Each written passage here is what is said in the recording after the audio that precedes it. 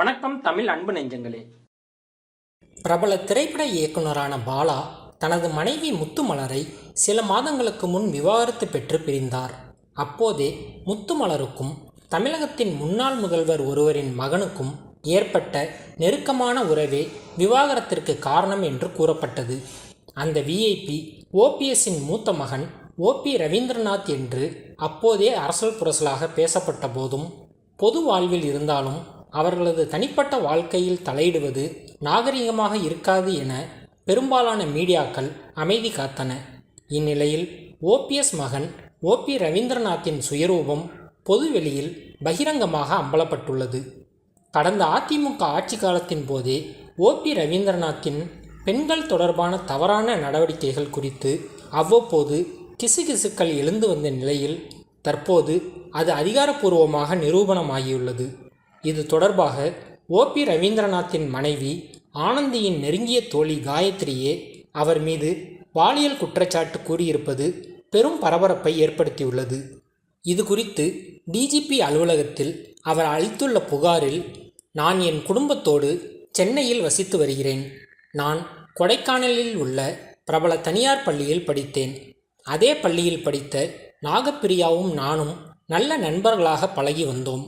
பள்ளி படிப்பை முடித்து நான் சென்னைக்கு வந்துவிட்டேன். அதன் காரணமாக அவ்வப்போது தொலைபேசியில் நாகப்பிரியாவுடன் பேசிக்கொள்வது வழக்கம். கடந்த 2014ஆம் ஆண்டு நாகப்பிரியாவின் தங்கையுடைய திருமண நிகழ்ச்சிக்கு சென்றிருந்தேன். அந்த திருமண விழாவில் ஓ பன்னீர்செல்வம் அவர்களின் மகள் கவிதா, மகன் ரவீந்திரநாத், ரவீந்திரநாத்தின் மனைவி ஆனந்தி ஆகியோரை நாகப்பிரியா அறிமுகம் செய்து வைத்தார். அது முதல் ஓபி ரவீந்திரநாத்தின் மனைவி ஆனந்தியுடன் நல்ல பழக்கம் ஏற்பட்டு அதன் மூலம் ஆனந்தி தோழியான மலரின் நட்பும் கிடைத்தது.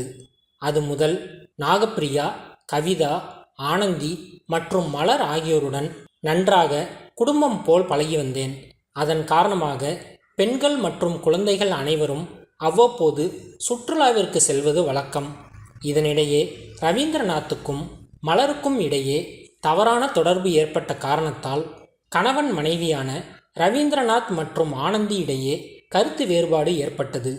அதன் காரணமாக ஒரே வீட்டில் கணவன் மனைவி இருவரும் தனித்தனியாக வாழ்ந்து வருகின்றனர்.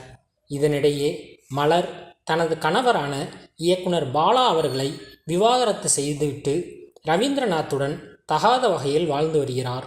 இந்த பிரச்சனை தொடர்பாக ஆனந்தியிடம் பேசியபோது, ரவீந்திரநாத் அவர்கள் நாடாளுமன்ற உறுப்பினர் ஆனது முதல் சபல புத்திக்காரராக ஆகிவிட்டார் எனவும், பெண்கள் விவகாரத்தில் மிகவும் மோசமாக நடந்து கொள்வதாகவும், தனது கணவர் மலருடன் இரகசிய குடித்தனம் நடத்தி வருவதாகவும் என்னிடத்தில் கூறி வருத்தப்பட்டார். இதனிடையே எனக்கும் எனது கணவருக்கும் கடந்த 2022ஆம் ஆண்டு விவாகரத்து ஆனது. இந்நிலையில் கடந்த ஆண்டு அக்டோபர் மாதம் ரவீந்திரநாத் அவர்களின் நம்பரில் இருந்து எனது செல்போனுக்கு அழைப்பு வந்தது. ரவீந்திரநாத் அண்ணன் தான் பேசுகிறார் என்று எடுத்தேன். மறுமுனையில் பேசியவர் தனது பெயர் முருகன் என்றும் தான் ரவீந்திரநாத்தின் நண்பர் என்றும் தன்னை அறிமுகம் செய்து கொண்டார்.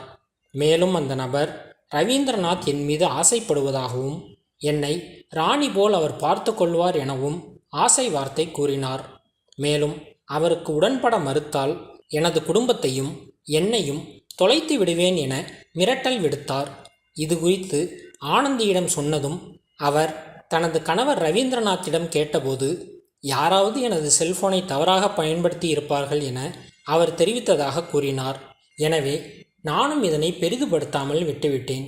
இந்நிலையில் கடந்த ஏப்ரல் மாதம் ரவீந்திரநாத் அவர்கள் நேரடியாக எனது தொலைபேசி எண்ணிற்கு இரவு 1 மணி வாக்கில் வாட்ஸ்அப் மூலம் தொடர்பு கொண்டார். நானும் அண்ணன் என்கிற முறையில் பேசினேன். என்னை பற்றியும் எனது குடும்பம் பற்றியும் பேசத் தொடங்கிய அவர் ஒரு கட்டத்திற்கு மேல் தவறான கண்ணோட்டத்துடன் பேசத் தொடங்கினார்.